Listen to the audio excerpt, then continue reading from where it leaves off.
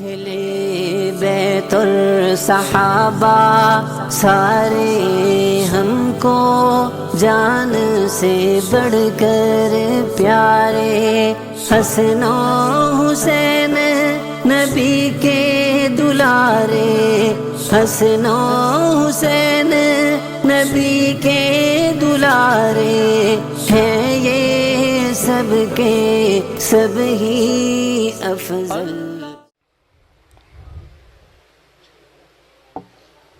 الحمدللہ وکفی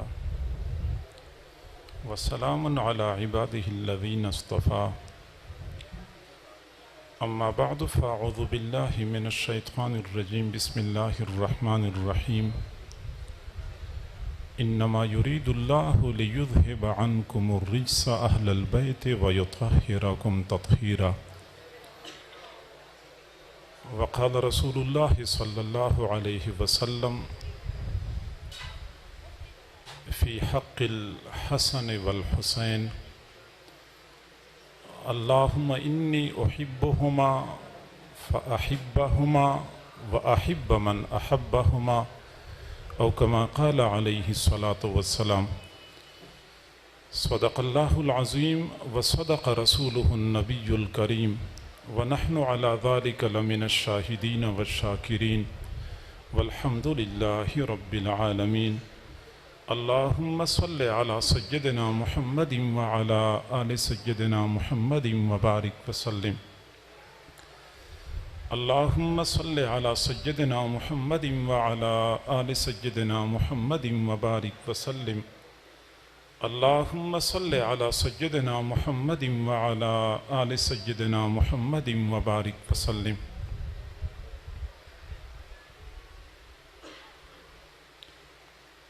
حضور صلی اللہ علیہ وسلم کے پیارے پیارے ناموں میں سے دو نام ہیں، مصطفیٰ اور مجتبیٰ۔ یہ دونوں قریب المعنی نام ہیں اور ان کا معنی ہے چنا ہوا، پسند کیا گیا۔ اللہ رب العزت نے اپنے محبوب صلی اللہ علیہ وسلم کے یہ نام اس لیے رکھے کہ ان کو اللہ رب العزت نے اپنی ذات کے لیے، بلند درجات کے لیے، انبیاء کی سیادت کے لیے چن لیا تھا۔ اور جس طرح اللہ تعالیٰ نے اپنے محبوب صلی اللہ علیہ وسلم کو چنا تھا، ایسے ہی اللہ تعالیٰ نے اپنے محبوب صلی اللہ علیہ وسلم کے صحابہ کو بھی چنا تھا۔ حضرت عبداللہ بن مسعود رضی اللہ تعالی عنہ فرماتے ہیں، اختارہم اللہ لصحبت نبیہ صلی اللہ علیہ وسلم، کہ اللہ تعالیٰ نے حضرات صحابہ کرام کا حضور صلی اللہ علیہ وسلم کی صحبت کے لیے چناؤ فرمایا تھا۔ حضرات صحابہ کرام کا آپ صلی اللہ علیہ وسلم کے ارد گرد اکٹھا ہونا کوئی اتفاقی اور حادثاتی امر نہیں تھا، بلکہ اللہ رب العزت نے دنیا کے کونے کونے سے ہیرے اور جواہرات کو چن چن کے محبوب صلی اللہ علیہ وسلم کی جھولی میں ڈال دیا تھا۔ حضرت سلمان کو فارس سے چنا، حضرت صہیب کو روم سے چنا، حضرت بلال کو حبشہ سے چنا، حضرت ابو ہریرہ کو یمن سے چنا۔ الغرض دنیا کے کونے کونے سے قیمتی جواہرات کو چن کے اللہ رب العزت نے اپنے محبوب صلی اللہ علیہ وسلم کی صحبت کے لیے پسند فرمایا تھا۔ اور صرف یہ نہیں بلکہ اللہ تعالیٰ نے اپنے محبوب صلی اللہ علیہ وسلم کے لیے ازواج اور اہل بیت کا بھی چناؤ فرمایا تھا۔ ازواج بھی ایسی نہیں تھی کہ اتفاقیہ طور پہ آپ کے عقد نکاح میں آ گئیں اور ایسی آپ کی زوجہ بن گئیں، باقاعدہ اللہ رب العزت کے انتخاب کا نتیجہ تھا۔ اور ایسے ہی آپ صلی اللہ علیہ وسلم کی اولاد، امجاد، آپ کے سلسلہ نسب میں آنے والے حضرات کا چناؤ بھی اللہ رب العزت نے فرمایا تھا۔ حضور صلی اللہ علیہ وسلم کی اولاد میں سے حضرت فاطمہ الزہرا رضی اللہ تعالی عنہ کو اللہ تعالیٰ نے ممتاز اور نمایاں مقام عطا فرمایا تھا، اور حضرت فاطمہ رضی اللہ تعالی عنہ کی اولاد میں سے پھر حضرت حسن اور حضرت حسین رضی اللہ تعالی عنہما کو اللہ نے وہ مقام عطا فرمایا تھا جو باقی اولاد کو نصیب نہیں ہوا۔ حضرت حسن اور حضرت حسین رضی اللہ تعالی عنہما کا اعزاز اور ان کا مقام اور مرتبہ اس بات سے عیاں اور واضح ہے کہ ان کو حضور صلی اللہ علیہ وسلم کے ساتھ جزئیت کا تعلق حاصل ہے۔ جس طرح درخت اپنے پھل سے پہچانا جاتا ہے، ایسے ہی والدین اولاد سے پہچانے جاتے ہیں۔ اگر اولاد باکمال ہے تو لوگ کہتے ہیں کہ والدین بھی باکمال تھے، اگر اولاد نالائق ہے تو اولاد کی نالائقی کی نسبت والدین کی طرف کی جاتی ہے۔ جیسے پھل اچھا ہوتا ہے تو اچھا پھل اچھے درخت کی نشانی ہوتی ہے، اور اگر پھل ناقص ہے تو یہ درخت کے ناقص ہونے کی نشانی ہوتی ہے۔ حضور صلی اللہ علیہ وسلم کے یہ شہزادے حضور صلی اللہ علیہ وسلم سے جز کی حیثیت رکھتے تھے۔ حضرت ام الفضل رضی اللہ تعالی عنہ نے ایک مرتبہ خواب دیکھا، حضرت عباس رضی اللہ عنہ کی زوجہ تھی۔ خواب دیکھا کہ اللہ کے نبی، وہ خواب سنایا حضور صلی اللہ علیہ وسلم کو، اللہ کے نبی میں نے خواب دیکھا کہ آپ کی جسم کا ایک ٹکڑا میری گود میں آیا ہوا ہے، آپ کی جسم مبارک کا ٹکڑا میری گود میں آیا ہوا ہے۔ اس کی تعبیر کیا ہے، وہ بڑی پریشان تھی۔ آپ صلی اللہ علیہ وسلم نے فرمایا خیراً خیراً ان فاطمہ تلد ابنا فارضعیہ ہے، یہ اچھا خواب دیکھا ہے، فاطمہ کا ایک بیٹا پیدا ہوگا، آپ اس کو اپنی گود میں پکڑ کے اس کو اپنا دودھ پلا دیں، خواب سچا ہو جائے گا۔ چنانچہ حضرت حسن رضی اللہ تعالیٰ عنہ پیدا ہوئے تھے۔ اب حضرت حسن کی پیدائش سے پہلے حضرت ام الفضل نے یہ خواب دیکھا تھا کہ محبوب آپ کی جسم کا ٹکڑا میری گود میں آیا تھا۔ گویا کہ حضرت ام الفضل حضرت حسن رضی اللہ تعالیٰ عنہ کو حضور صلی اللہ علیہ وسلم کے ساتھ جزئیت کی نسبت حاصل تھی۔ اور ہم ان شہزادوں کے مقام اور مرتبے کا اندازہ کیسے لگائیں جن کو حضرت فاطمہ جو کہ جنتی خواتین کی سردار ہیں انہوں نے اپنا دودھ پلایا، جن کو حضور صلی اللہ علیہ وسلم نے اپنی گود میں پکڑا اور اپنی زبان ان کے منہ میں ڈال کے ان کی پیاس کو سیراب کرایا۔ حدیث شریف میں آتا ہے کہ حضور صلی اللہ علیہ وسلم سفر میں تھے، حضرت فاطمہ رضی اللہ تعالیٰ عنہ بھی ساتھ تھی، تو دوران سفر حضرت حسن اور حضرت حسین رونے لگے۔ آپ صلی اللہ علیہ وسلم بے چین ہوئے، تیزی سے گئے اور فاطمہ سے کہا کہ بچے کیوں رو رہے ہیں؟ حضرت فاطمہ نے عرض کیا اللہ کے نبی پانی نہیں ہے۔ آپ صلی اللہ علیہ وسلم نے پانی تلاش کیا، لیکن دوران سفر کسی کے پاس بھی پانی نہیں تھا۔ جب آپ ہر طرف سے مایوس ہو گئے، حضرت حسن کو گود میں پکڑا، پھر اپنی زبان حضرت حسن کے منہ میں ڈال دی، حضرت حسن نے زبان کو چوسنا شروع کر دیا۔ اللہ رب العزت نے اپنے محبوب صلی اللہ علیہ وسلم کی زبان مبارک سے پانی کا بہاؤ جاری کر دیا، حضرت حسن کی پیاس بجھ گئی۔ پھر حضرت حسین کے منہ میں اپنی زبان مبارک ڈال دی، یوں حضرت حسین کی پیاس بھی بجھ گئی۔ حضرت حذیفہ بن الیمان رضی اللہ تعالیٰ عنہ فرماتے ہیں کہ مجھے میری والدہ نے کہا کہ حذیفہ کتنے دن ہوئے کہ آپ حضور صلی اللہ علیہ وسلم کی خدمت میں گئے تھے؟ میں نے کہا اتنے دن ہوئے۔ تو میری والدہ مجھ سے ناراض ہو گئی کہ حذیفہ اتنے دن آپ حضور کی صحبت سے غیر حاضر رہے، بہت غصے کا اظہار کیا، یہاں تک کہ میں نے کہا کہ امی میں ابھی جاتا ہوں حضور علیہ السلام کی خدمت میں، ان کے پاس میں مغرب کی نماز پڑھتا ہوں، اور اس وقت تک میں حضور کے ساتھ چمٹا رہوں گا حتیٰ یدعو لک ولی، یہاں تک کہ حضور آپ کے لیے بھی دعا کرے اور میرے لیے بھی دعا کرے۔ فرماتے ہیں کہ میں حضور علیہ الصلاۃ والسلام کی خدمت میں حاضر ہوا، میں نے ان کے ساتھ مغرب کی نماز ادا کر لی، پھر میں نے ان کے ساتھ عشاء کی نماز ادا کر لی۔ آپ صلی اللہ علیہ وسلم جب عشاء کی نماز سے فارغ ہوئے باہر تشریف لے جا رہے تھے، میں بھی پیچھے پیچھے چل پڑا۔ آپ صلی اللہ علیہ وسلم کسی کے ساتھ گفتگو فرما رہے تھے، میں جب چلا تو میری آواز کی وجہ سے آپ علیہ الصلاۃ والسلام نے پیچھے مڑ کے دیکھا تو مجھے فرمایا کہ حذیفہ آپ پیچھے کیوں آ رہے ہیں؟ میں نے عرض کیا اللہ کے نبی مجھے تو امی نے بھیجا تھا، بہت ناراض ہو کے بھیجا تھا، میں نے امی سے کہا تھا کہ میں حضور سے آپ کے لیے دعا کرواؤں گا۔ تو حضور صلی اللہ علیہ وسلم نے فرمایا غفر اللہ لک ولی امک، اللہ تعالیٰ آپ کی بھی مغفرت فرما دے، آپ کی امی کی بھی مغفرت فرما دے، گویا کہ میری مراد پوری ہو گئی۔ پھر مجھے فرمایا کہ حذیفہ ابھی آپ نے مجھے کسی کے ساتھ بات کرتے ہوئے دیکھا؟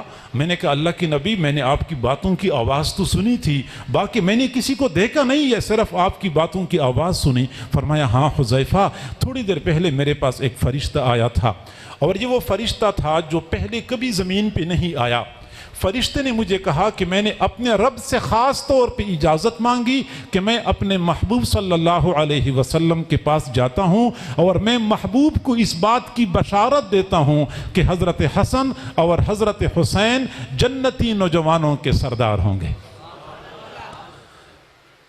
حضرت حسن حضرت حسین کو اللہ رب العزت نے بے حد اور بے حساب اعزازات سے نوازا تھا۔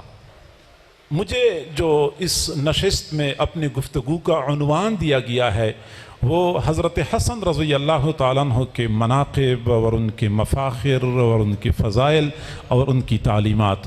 میں کوشش کروں گا کہ آپ حضرات کے سامنے آسان فہم اور نصیحت آموز انداز میں حضرت حسن رضی اللہ تعالیٰ عنہ کے مناقب اور فضائل بیان کروں۔ آپ توجہ فرمائیں گے تو امید کی جاتی ہے کہ بات سمجھ میں آ جائے گی۔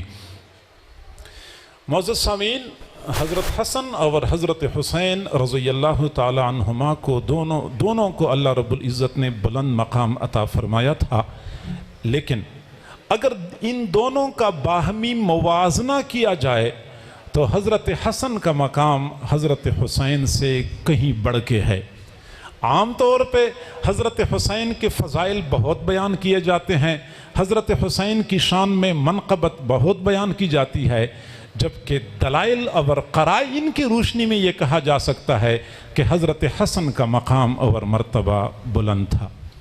اس کی پہلی وجہ تو یہ ہے کہ حضرت حسن کو کبر سنی کا شرف حاصل ہے کہ حضرت حسین سے عمر میں بڑے تھے، شہزادے تو دونوں تھے، حضرت فاطمہ کی گود میں تو دونوں پلے بڑے تھے، حضور صلی اللہ علیہ وسلم کے پھول تو دونوں تھے، جنتی نوجوانوں کے سردار تو دونوں تھے، لیکن کبر سنی کا شرف حضرت حسن کو حاصل ہے کہ وہ عمر میں زیادہ تھے، اور حضور صلی اللہ علیہ وسلم نے فرمایا حق کبیر الاخوۃ علی اصاغرہم کحق الوالد علی ولدہ، بڑے بھائی کا حق چھوٹے بھائیوں پر ایسے ہوتا ہے جیسے والد کا حق اپنی اولاد پر ہوتا ہے۔ اور یہ جو حق دیا گیا ہے یہ فضیلت کی وجہ سے دیا گیا ہے کہ بڑے بھائی کو فضیلت حاصل ہوتی ہے، چھوٹے بھائی کو حضرات علماء موجود ہیں کہ شریعت مطہرہ کے بہت سارے مسائل میں کہا جاتا ہے کہ پھر اکبر کو دیکھا جائے گا، بڑی عمر والے کو دیکھا جائے گا۔ آپ صلی اللہ علیہ وسلم کی خدمت میں دو بھائی حاضر ہوئے، ایک چھوٹا تھا اور ایک بڑا تھا، جب دونوں نے اپنی بات کرنی چاہی تو چھوٹا بول پڑا، حضور نے فرمایا کہ کبر، بڑے کو موقع دے دو، بڑے کو موقع دے دو، گویا کہ بڑے کا حق ہے، بڑے کو تقدم حاصل ہے، بڑے کو فضیلت حاصل ہے۔ ایک تو یہ وجہ ہے۔ دوسری وجہ یہ ہے کہ اگر آپ حضرت حسن کی زندگی کا مطالعہ کریں اور حضور صلی اللہ علیہ وسلم کی زندگی کا مطالعہ کریں تو آپ کو دونوں کی زندگیوں میں بہت مناسبت نظر آئے گی، اور اسی طرح حضرت حسین اور حضرت علی دونوں کی زندگی میں آپ کو کافی مناسبت ملے گی۔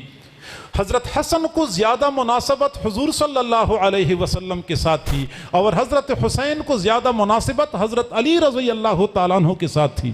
چنانچہ طبرانی شریف کی روایت ہے، حضرت مقدام بن معدی کرب رحمہ اللہ تعالی حضرت امیر معاویہ رضی اللہ تعالیٰ عنہ کی خدمت میں تھے، حضرت امیر معاویہ نے فرمایا کہ آپ کو پتہ چلا ہے کہ حضرت حسن کا انتقال ہوا ہے؟ فرمایا جی ہاں مجھے پتہ چلا ہے اور میں بڑا مغموم ہوا۔ تو حضرت امیر معاویہ نے فرمایا اتراہ مصیبتاً، کیا حضرت حسن کا فوت ہونا آپ اپنے لیے بہت بڑا صدمہ سمجھتے ہیں؟ فرمایا کیف لا اراہ مصیبتاً، میں اس کو بڑا صدمہ کیوں نہ سمجھوں؟ وقد رأیت النبی صلی اللہ علیہ وسلم اجلسہ علی فخذہ، میں نے دیکھا حضور صلی اللہ علیہ وسلم کو کہ انہوں نے حضرت حسن کو اپنی ران پر بٹھایا ہوا تھا اور فرما رہے تھے ھذا منی والحسین من علی، ھذا منی و حسین من علی، حضرت حسن کا میرے سے زیادہ قریبی تعلق ہے، حضرت حسین کا حضرت علی سے زیادہ قریبی تعلق ہے۔ حضرت حسن حضور صلی اللہ علیہ وسلم کے ساتھ زیادہ مناسبت رکھتے تھے، احوال میں، اخلاق میں، شکل و صورت میں، وضاقتہ میں۔ چنانچہ اگر ہم حالات زندگی کو دیکھ لیں، حضرت حسن رضی اللہ تعالیٰ عنہ کی زندگی میں حضرت امیر معاویہ کے ساتھ مصالحت کی جو صورت آئی تھی، اکثر لوگ یہ کہہ رہے تھے کہ آپ نے یہ مصالحت ٹھیک نہیں کی، آپ نے اپنا حق چھوڑ دیا اور خواہ اپنا حق دوسروں کی جھولی میں ڈال دیا۔ اور حضرت حسن نے واقعی بہت بڑے ایثار اور قربانی سے کام لیا تھا۔ اسی طرح حضور صلی اللہ علیہ وسلم کی حیات مبارکہ میں بھی ہمیں اسی طرح ایک مصالحت نظر آتی ہے جو صلح حدیبیہ کی صورت میں تھی۔ تمام وجوہ سے مشابہت ضروری نہیں ہے، فقط ایک وجہ سے مشابہت اور مشاکلت کی بنیاد پہ میں یہ بات کر رہا ہوں، حضرات علماء اس بات کو سمجھتے ہیں۔ اور پھر آپ دیکھیں کہ حضور صلی اللہ علیہ وسلم کی وفات زہر کھانے کی وجہ سے ہوئی ہے۔ آپ حضرات کو اس بات کا علم ہوگا یا نہیں ہوگا، صحیح بخاری شریف کی روایت سے ثابت ہے۔ فتح خیبر کے موقع پہ خیبر کی یہود میں سے ایک خاتون نے حضور صلی اللہ علیہ وسلم کے لیے دعوت کا انتظام کیا، بکری ذبح کر لی، بکری کے گوشت میں زہر ملایا، بہت خطرناک زہر تھا۔ اور جب آپ صلی اللہ علیہ وسلم نے ایک بوٹی لی، اپنی زبان پہ رکھی، آپ کو اندازہ ہو گیا یا اللہ رب العزت نے بتا دیا، آپ نے وہ بوٹی فوراً تھوک دی، پھینک دی۔ بوٹی تو آپ نے پھینک دی لیکن زہر کے اثر نے آپ کے جسم میں سرایت کر لی۔ چنانچہ جب آپ کی وفات کے دن قریب تھے تو آپ نے حضرت عائشہ صدیقہ رضی اللہ تعالیٰ عنہ کو فرمایا یا عائشہ لا ازال اجد اثر الطعام الذی اکلتہ بخیبر، عائشہ میں ہمیشہ کے لیے اس کھانے کا اثر محسوس کرتا رہتا ہوں جو میں نے خیبر کے موقع پہ کھایا تھا۔ اور پھر فرمایا فَهَذِهِ أَوَانُ انقطاع أَبْهَرِ مِنْ ذَلِكَ السِّمْ، اور اس وقت اس زہر کی وجہ سے میری رگ جان کٹ رہی ہے۔ بخاری شریف کی روایت ہے، حضور نے فرمایا کہ اس زہر کے کھانے کی وجہ سے میری رگ جان کٹ رہی ہے۔ اس لیے کہا جاتا ہے کہ حضور صلی اللہ علیہ وسلم کی وفات حقیقت میں شہادت کی موت تھی۔ آپ علیہ السلام کو اللہ رب العزت نے شہادت کی موت عطا فرمائی تھی، کیونکہ جس بندے کو زہر کھلایا جائے اور اس کی وفات ہو جائے تو وہ شہادت کی موت ہوتی ہے۔ اگر آپ صلی اللہ علیہ وسلم کی وفات زہر کھانے سے ہوئی تھی تو حضرت حسین رضی اللہ تعالیٰ عنہ کی وفات بھی زہر کھانے سے ہوئی تھی، حضرت حسن رضی اللہ عنہ کی وفات بھی زہر کھانے سے ہوئی تھی۔ معزز سامعین، اہل علم حضرات سمجھتے ہیں کہ استاد اور شاگرد کے درمیان یا شیخ اور مرید کے درمیان جو نسبت ہوتی ہے اس میں سب سے کامل نسبت اتحادی ہوتی ہے۔ یہ نسبت انعکاسی ہوتی ہے، نسبت اصلاحی ہوتی ہے اور ایک نسبت اتحادی ہوتی ہے۔ سب سے کامل نسبت اتحادی ہوتی ہے، اور نسبت اتحادی میں مرید اور شیخ کے درمیان تمام تر باطنی صفات میں یکسانیت آ جاتی ہے۔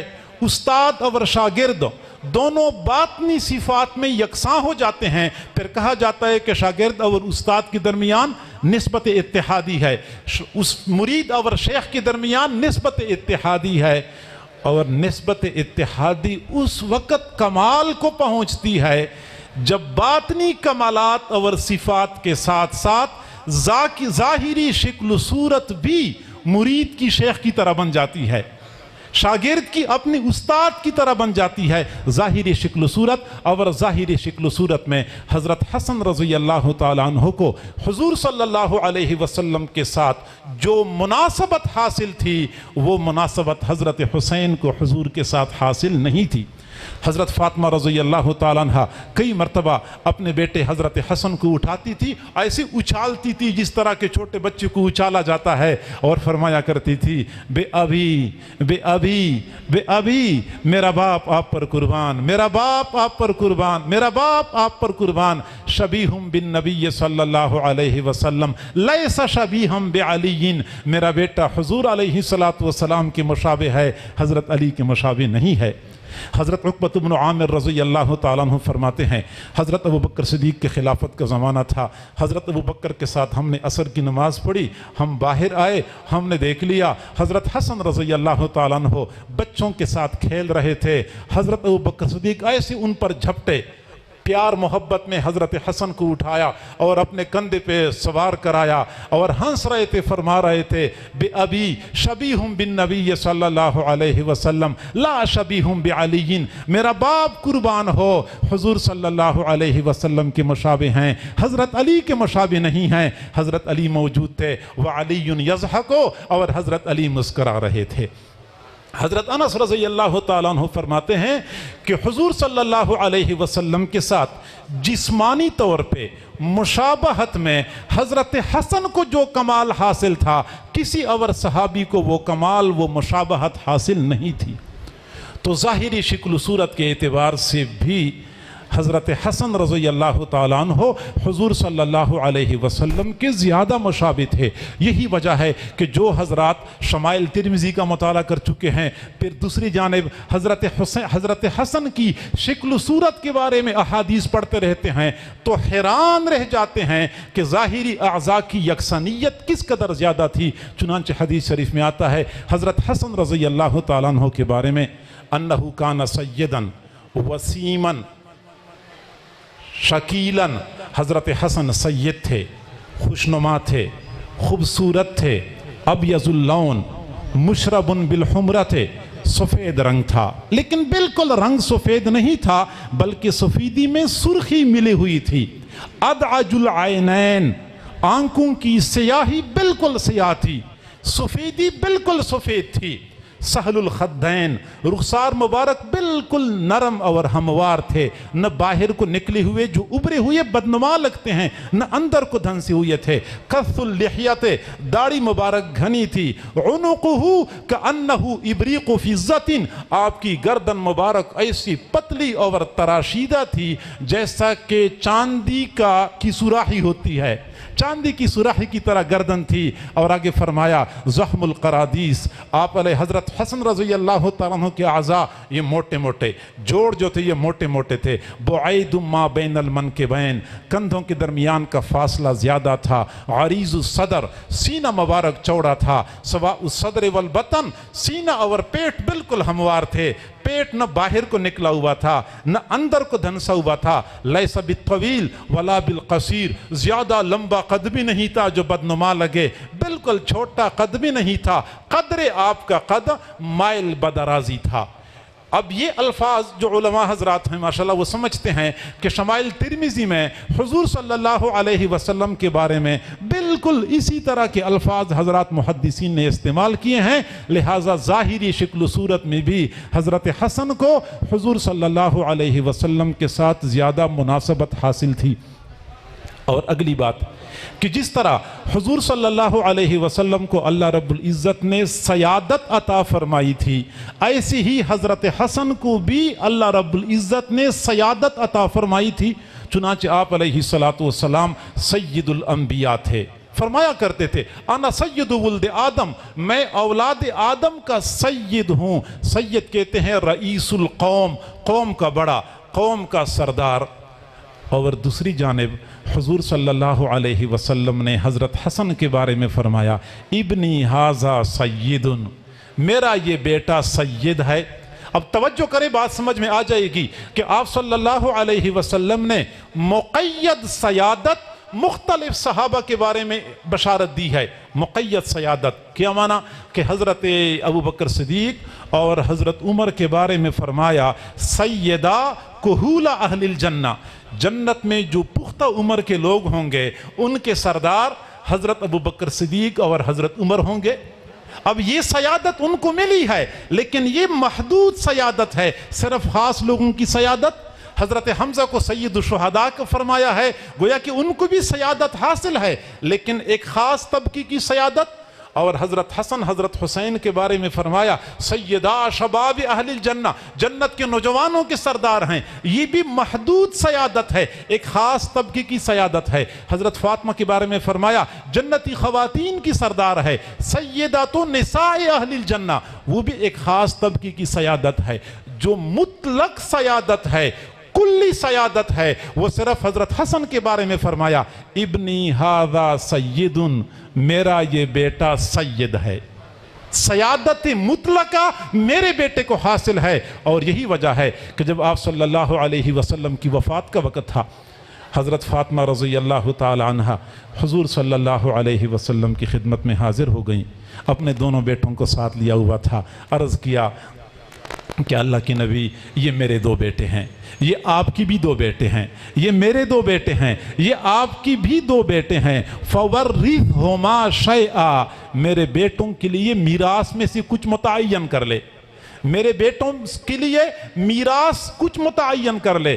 آپ صلی اللہ علیہ وسلم نے فرمایا اما الحسن فلہ سوددی و ہیبتی و اما الحسین فلہ جرأتی و جودی، حسن کے لیے میری سیادت ہے، میری سیادت کی میراث حسن کو ملے گی، اور میری ہیبت، میرے روب کی میراث یہ حسن کو ملے گی، اور حسین کے لیے میری جرأت ہے اور میرا جود ہے، میری سخاوت ہے۔ اور دنیا نے دیکھ لیا کہ پھر حضرت حسن کو جو ہیبت اور سیادت اللہ رب العزت نے عطا فرمائی تھی، حقیقت میں حضور علیہ السلام کی وہ میراث تھی جس کی بشارت آپ علیہ السلام نے اپنی مرض وفات میں فرمائی تھی۔ تو میں اصل میں بات یہ عرض کر رہا تھا کہ حضرت حسین کے چرچے زیادہ اور ان کی بارے میں جو لوگ مناقب اور ان کے فضائل بیان کر، یقیناً وہ بھی قابل احترام ہیں، لیکن اگر دونوں کا موازنہ کیا جائے تو حضرت حسن کا مقام اور مرتبہ کہیں زیادہ ہے۔ اور میں نے جو آخری بات کی کہ حضور صلی اللہ علیہ وسلم کی سیادت ان کو ملی تھی، اب میں نے یہ بات آپ کے سامنے کھولنی ہے کہ سیادت کی جو صفات ہوتی ہیں، کیا حضرت حسن کی زندگی میں ہمیں وہ صفات نظر آتی ہیں؟ یہ صفات آپ کے سامنے کھول کے پھر میں اپنے موضوع کو سمیٹنے کی کوشش کروں گا، چونکہ مجھے انہوں نے پونا گھنٹہ دیا تھا اور پونے گھنٹے میں سے آدھا گھنٹہ تو گزر گیا ہے۔ جی، آپ لوگوں کو معلوم ہے کہ کوئی بندہ جو قوم کا بڑا بنتا ہے تو بڑے بننے کے لیے کچھ صفات ہوتی ہیں، کچھ خوبیاں ہوتی ہیں جو اس بندے کے اندر ہونی چاہیے۔ حضور صلی اللہ علیہ وسلم نے بھی مختلف اوقات میں ان صفات اور ان محامد کو بیان فرمایا ہے۔ چنانچہ آپ صلی اللہ علیہ وسلم نے فرمایا سید القوم خادمہم، قوم کا سردار وہ ہوتا ہے جو قوم کا خادم ہوا کرتا ہے۔ خدمت حقیقت میں سیادت کے ساتھ مستلزم ہے، اگر سیادت ہوگی تو خدمت ہوگی، چنانچہ قوم کا سردار قوم کا خادم ہوتا ہے۔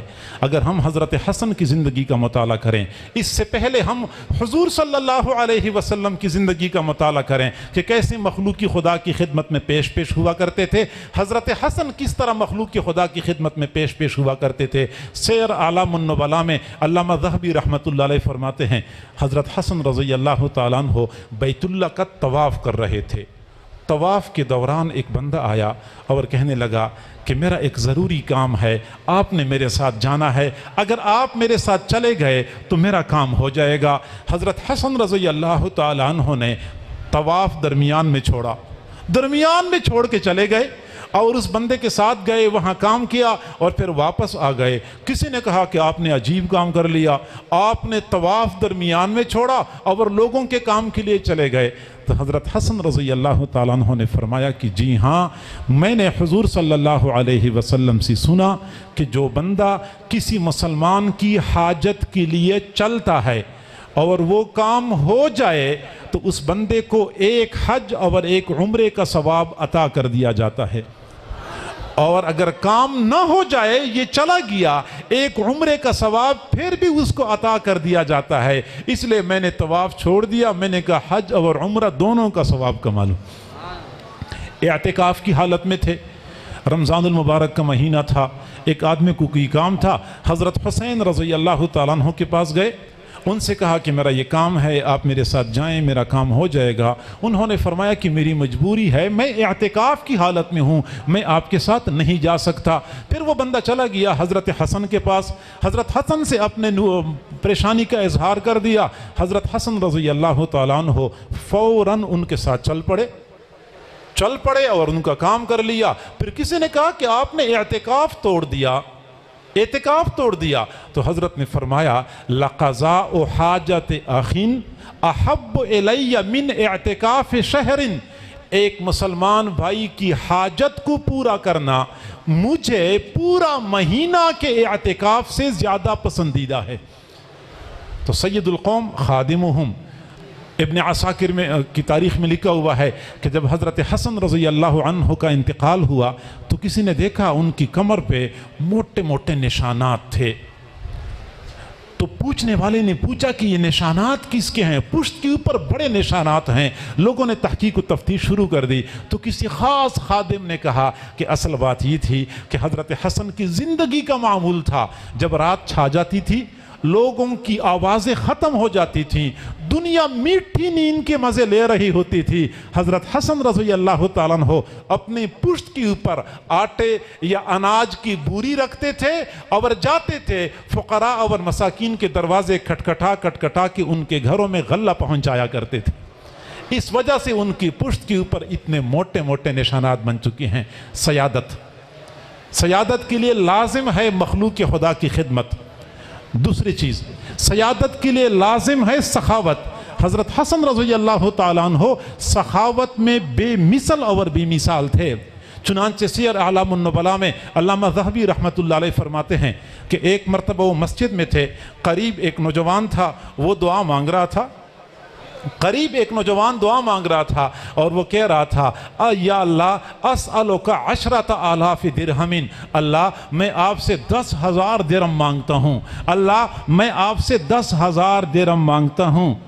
10,000 درہم کا اگر آج حساب کیا جائے 1 کروڑ سے زیادہ بنتے ہیں، یعنی 10,000 درہم 100 اونٹوں کے برابر ہوتے ہیں۔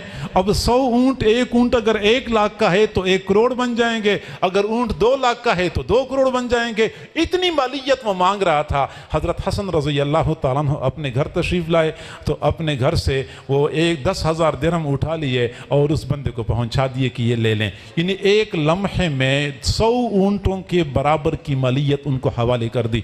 حضرت اسامہ بن زید رضی اللہ عنہ کے پاس گئے ملاقات کے لیے، تو حضرت اسامہ بڑے مغموم تھے، بڑے پریشان تھے۔ تو آپ نے پوچھا کہ آپ کیوں پریشان ہیں؟ تو حضرت اسامہ نے کہا کہ میرے اوپر اتنا قرضہ ہے، قرضے کی زیادتی کی وجہ سے میں پریشان ہوں۔ پوچھا کتنا قرضہ ہے؟ تو جواب دیا کہ مجھ پہ 60,000 درہم کا قرضہ ہے۔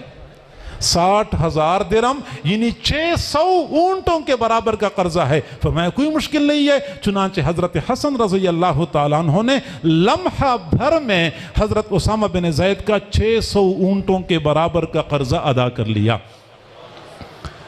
اور یہی وجہ ہے کہ حضرت حسن رضی اللہ تعالیٰ عنہ نے 3 مرتبہ اپنا تمام تر سرمایہ اور اثاثہ فقراء اور مساکین میں تقسیم کر دیا، یہاں تک کہ اپنے پاؤں میں جو موزے پہنے ہوئے تھے وہ موزے بھی فقراء میں تقسیم کر دیے۔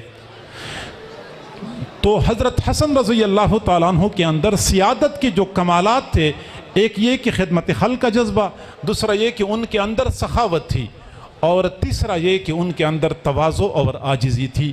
اور تواضع اور عاجزی کسی بندے کی سیادت کے لیے بہت ضروری ہے، کیونکہ حضور صلی اللہ علیہ وسلم نے فرمایا من تواضع للہ رفعہ اللہ، جو اللہ کی خاطر تواضع اختیار کرتا ہے اللہ تعالیٰ اس کو بلندی عطا فرماتے ہیں۔ حضرت حسن رضی اللہ تعالیٰ عنہ کا معمول یہی تھا، باہر تشریف لے جاتے تھے، جہاں مدینہ کے فقراء اور مساکین ہوا کرتے تھے ان کے پاس بیٹھ کے کھانا کھایا کرتے تھے، پھر ان کو اپنے گھر میں بلایا کرتے تھے، اپنے گھر میں بلا کے پھر ان کو کھانا بھی کھلاتے تھے، ان کو نقدی بھی دیا کرتے تھے، ان کو غلہ بھی دیا کرتے تھے۔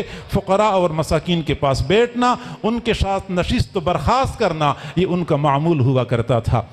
اور حضرت حسن کی سیادت ایک قوم کے سید کے لیے، قوم کے بڑے کے لیے ضروری ہوتا ہے کہ وہ حلیم الطبع ہو، وہ بردبار ہو، اس کے اندر برداشت کا مادہ ہو۔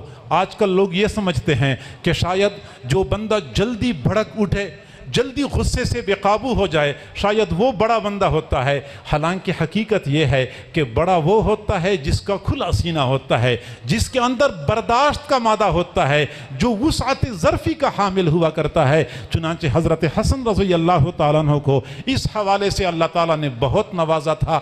اسی لیے ایک موقع پہ ایک بندہ ان کے پاس آیا اور ان کو برا بھلا کہنا شروع کر دیا، پھر حضرت علی کو برا بھلا کہنا شروع کر دیا۔ حضرت حسن رضی اللہ تعالیٰ عنہ نے فرمایا کہ شاید آپ کو بھوک لگی ہے، شاید آپ کو پیاس لگی ہے، ہم آپ کو کھانا کھلا دیتے ہیں، پانی پلا دیتے ہیں۔ لیکن وہ اور زیادہ گرم ہو گیا، زیادہ غصے کا اظہار کرنے لگا۔ پھر حضرت حسن رضی اللہ تعالیٰ عنہ نے اپنے غلام کو فرمایا کہ جاؤ، وہ پیسوں کا ایک تھیلا پڑا ہے، وہ اٹھا کے لے آؤ اور اس کو دے دو۔ چنانچہ وہ تھیلا اٹھایا اور اس کو دے دیا۔ وہ بندہ مطمئن ہو گیا اور کہنے لگا میں گواہی دیتا ہوں کہ آپ فرزند رسول ہیں، میں نے آپ کا امتحان لینا تھا اور میں نے دیکھا کہ آپ واقعی رسول اللہ کی صفات کے حامل ہیں۔ جیسے میں نے پہلے کہا تھا کہ حضور صلی اللہ علیہ وسلم کی صفات اور آپ کے محامد اور آپ کے کمالات حضرت حسین کے اندر اللہ رب العزت نے بدرجہ اتم ودیعت کر دیے تھے۔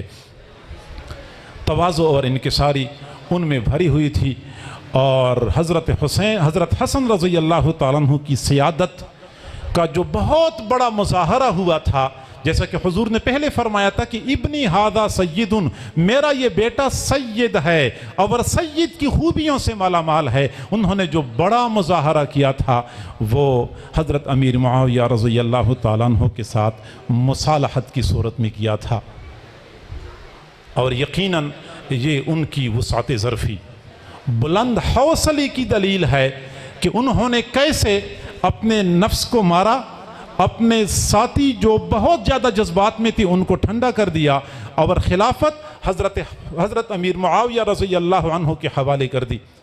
چنانچہ دنیا میں ہم دیکھتے ہیں، مورخین نے لکھا ہوا ہے کہ حضرت حسن رضی اللہ تعالیٰ عنہ کے ہاتھ پر حضرت علی کی وفات کے بعد 90,000 لوگوں نے بیعت کی تھی، اور اس وقت جب وہ حضرت امیر معاویہ کے ساتھ مصالحت کر رہے تھے اور ان کے ہاتھ پہ خلافت کے لیے بیعت کر رہے تھے، اس وقت ان کے ساتھیوں کی تعداد 30,000 اور ایک روایت میں 40,000 تھی۔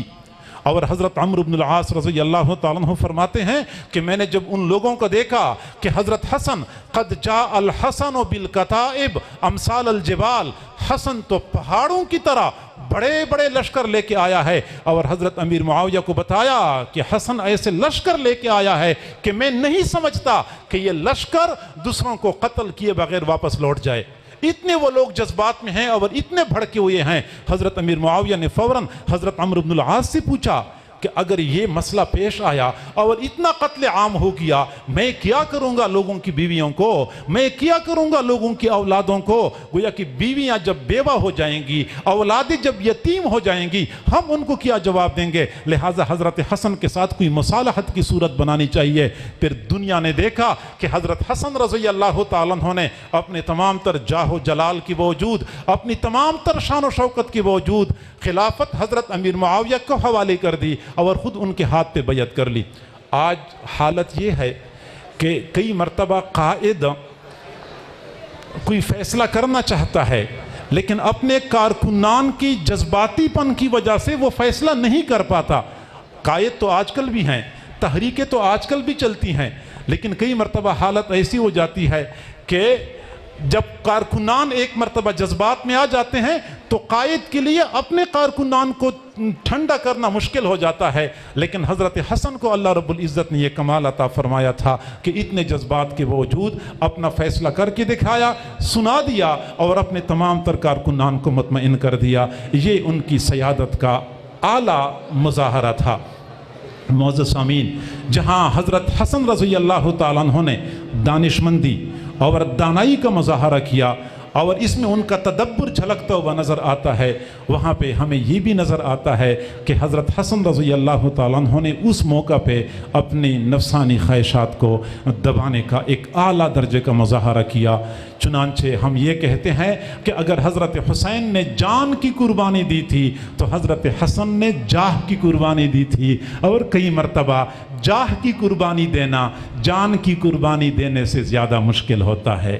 حضرت حسین کی قربانی اگر ہمیں نظر آتی ہے تو حضرت حسن کی قربانی کسی بھی درجے میں حضرت حسین کی قربانی سے کم نہیں تھی۔ ہم حضرت حسن سے محبت کیوں کرتے ہیں، حضرت حسین سے محبت کیوں کرتے ہیں، سمجھ لیں۔ بس یہ آخری بات کر کے میں اپنے موضوع کو سمیٹتا ہوں۔ معزز سامعین، حضرت حسن سے ہم اس لیے محبت کرتے ہیں کہ ان سے اللہ محبت کرتا ہے، ان سے اللہ محبت کرتا ہے، کیونکہ حضور صلی اللہ علیہ وسلم نے دعا مانگی تھی، اللہم انی احبہ فاحبہ، اللہ میں حسن سے محبت کرتا ہوں، آپ بھی حسن سے محبت کر لیجئے۔ حضرت حسن سے اللہ محبت کرتے تھے، حضرت علی سے بھی اللہ محبت کرتے تھے۔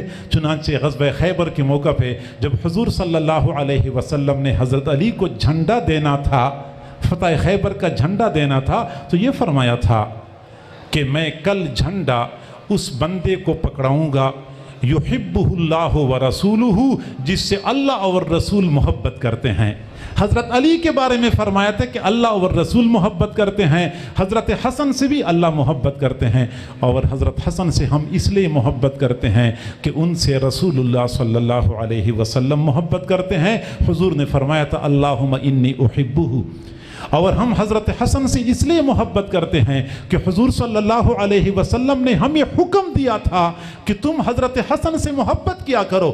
چنانچہ ایک موقع پر آپ صلی اللہ علیہ وسلم نے حضرت حسن کے بارے میں فرمایا تھا، من احبنی فلیحبہ، جو بندہ مجھ سے محبت کرتا ہے اس کو چاہیے کہ وہ حضرت حسن سے محبت کرے۔ اور ہم حضرت حسن اور حضرت حسین سے اس لیے محبت کرتے ہیں کہ حضور صلی اللہ علیہ وسلم نے فرمایا ہے کہ جو بندہ ان سے محبت کرتا ہے یہ نشانی ہے کہ یہ مجھ سے محبت کرتا ہے، جو بندہ ان سے بغض رکھتا ہے نشانی ہے کہ وہ بندہ مجھ سے بغض رکھتا ہے۔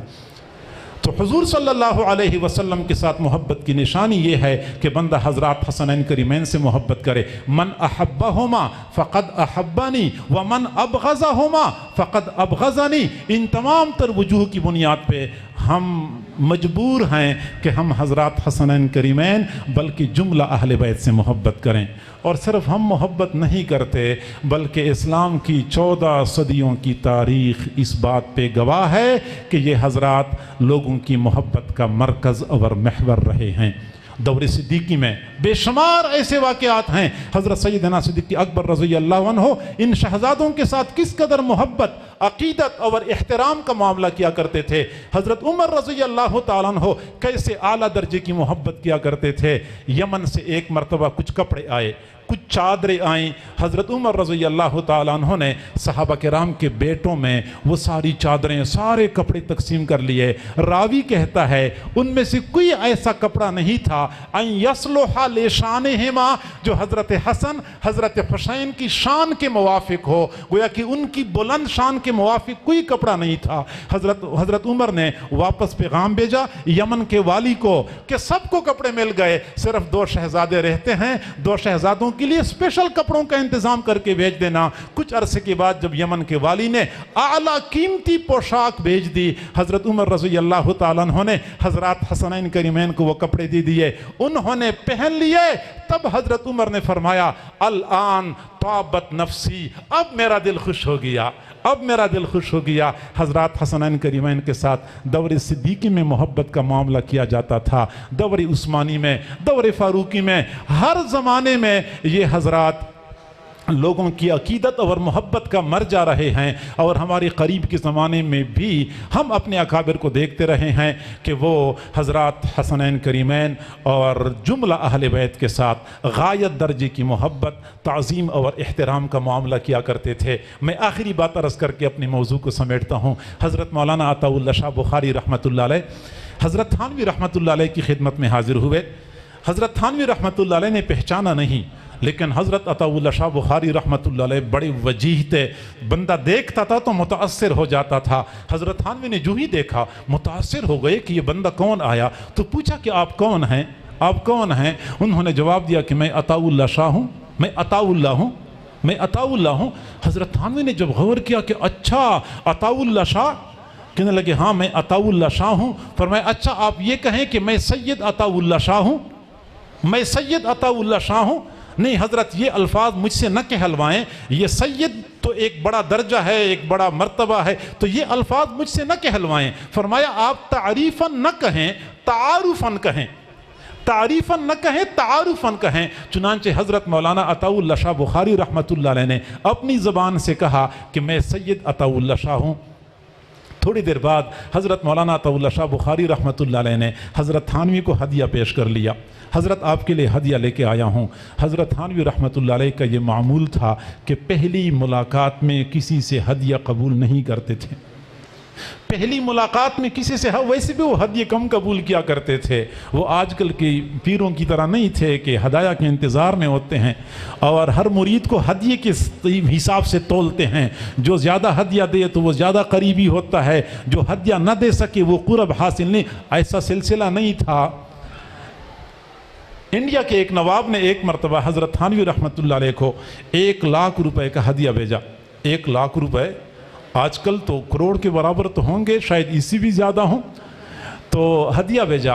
حضرت تھانوی نے جب اندازہ لگایا کہ اس بندے کے دل و دماغ میں تکبر ہے تو واپس بھیج دیا، کہتے مجھے نہیں چاہیے۔ اس نے دوبارہ بھیج دیے، حضرت قبول کریں، فرمایا مجھے نہیں چاہیے۔ تیسری مرتبہ پھر بھیج دیے، حضرت نے فرمایا میں نے ہدیہ نہیں لینا۔ وہ نواب تھا، دماغ میں خناس تو تھا ہی، اس نے آخر میں کہہ دیا کہ حضرت 1,00,000 روپے میں نے بھیجے ہیں، قبول کر لیں، آپ کو 1,00,000 روپے ہدیہ دینے والا مرید نہیں ملے گا، 1,00,000 روپے ہدیہ دینے والا مرید نہیں ملے گا۔ حضرت تھانوی نے فرمایا کہ یہ واپس لے لیں، آپ کو بھی 1,00,000 روپیہ واپس کرنے والا پیر نہیں ملے گا۔ نہیں وہ ہدیہ ہدایہ نہیں لیا کرتے تھے، پہلی ملاقات میں بالکل نہیں لیتے تھے۔ جب حضرت مولانا عطاءاللہ شاہ بخاری رحمۃ اللہ علیہ نے اصرار کیا کہ حضرت لے لیں، فرمایا میرا اصول یہ ہے کہ پہلی ملاقات میں کسی سے ہدیہ نہیں لیتا۔ تو حضرت عطاءاللہ شاہ بخاری رحمۃ اللہ علیہ نے فرمایا کہ مجھے میرے والد نے وصیت کی تھی کہ جب آپ علماء کی مجلس میں جائیں تو ان کو ضرور ہدیہ پیش کریں، میں اپنے والد کی وصیت سے مجبور ہوں، میں آپ کو ہدیہ دے رہا ہوں، آپ کو ہدیہ لینا ہوگا۔ حضرت تھانوی نے فرمایا کہ میں اپنے اصول کے ہاتھوں مجبور ہوں کہ میں پہلی ملاقات میں ہدیہ نہیں لیتا۔ اب جب اصرار بڑھ گیا تو حضرت تھانوی نے فرمایا کہ اچھا میں آپ کو ایک طریقہ بتاتا ہوں، وہ طریقہ آپ اختیار کر لیں تو میں آپ کا ہدیہ قبول کروں گا۔ فرمایا کہ آپ ایسا کہیں کہ میں عطاءاللہ شاہ بخاری آپ کو حکم دیتا ہوں کہ میرا ہدیہ قبول کرو، اور سید کا حکم پہ میں نہیں ٹالتا، میں سید کا حکم ضرور قبول کرتا ہوں، پورا کرتا ہوں۔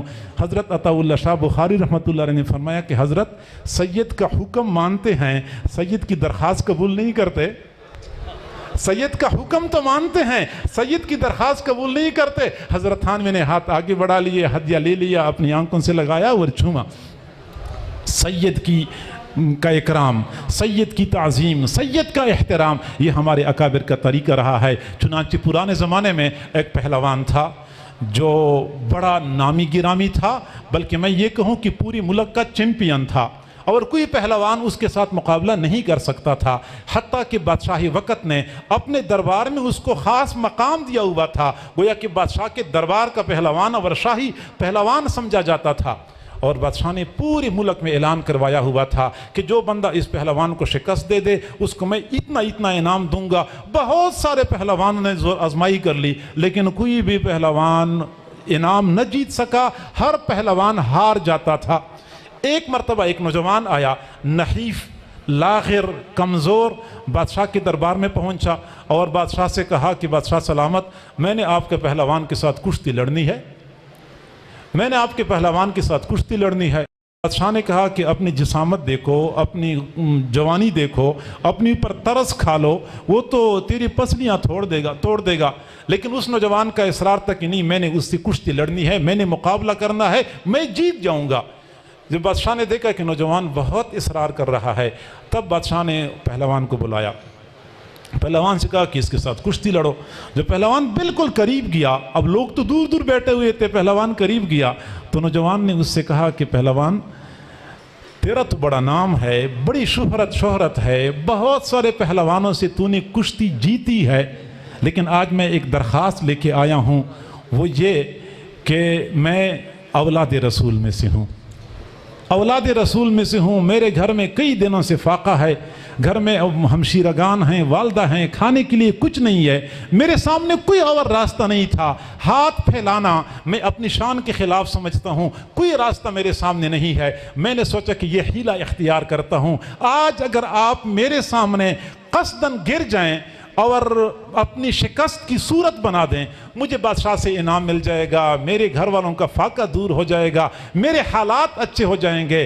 اس پہلوان نے سوچا کہ میں نے پوری زندگی میں جیت کے مزے تو بہت لیے ہیں، کبھی ہار کا مزہ بھی لے لوں کہ ہار میں کیا مزہ ہوتا ہے. چنانچہ اولاد رسول کے اکرام اور اعزاز میں وہ جب اس پہلوان نے جب کشتی لڑنی شروع کر دی، قصداً ہی ایسے اس کے سامنے گر گیا اور وہ دوسرا نوجوان اس کے سینے پہ چڑھ کے بیٹھ گیا اور اپنی فتح کا اعلان کر دیا. بادشاہ نے کہا ممکن ہی نہیں ہے، یہ ویسے دھوکہ ہو گیا ہے، دوبارہ کشتی لڑو. دوبارہ کشتی لڑی، پہلوان دوبارہ گر گیا، نوجوان پھر سینے کے اوپر چڑھ کے اپنی فتح کا اعلان کر دیا. تب تو بادشاہ مجبور ہو گیا، نوجوان کو تو انعام دے کے رخصت کر لیا، لیکن بادشاہ نے اس پہلوان کو بہت ملامت کیا، بہت ڈانٹا کہ بڑے بڑے پہلوانوں سے تو شکست نہیں کھایا، نہیں ہارا، اور آج ایک نحیف نوجوان سے کیسے تو ہار گیا. پہلوان نے کوئی جواب نہیں دیا، دل ٹوٹا ہوا تھا، شہرت داؤ پہ لگ چکی تھی، پوری ملک میں شور بچ گیا کہ فلاں پہلوان کو شکست ہو گئی، کسی دوسرے پہلوان نے اس کو ہرا دیا.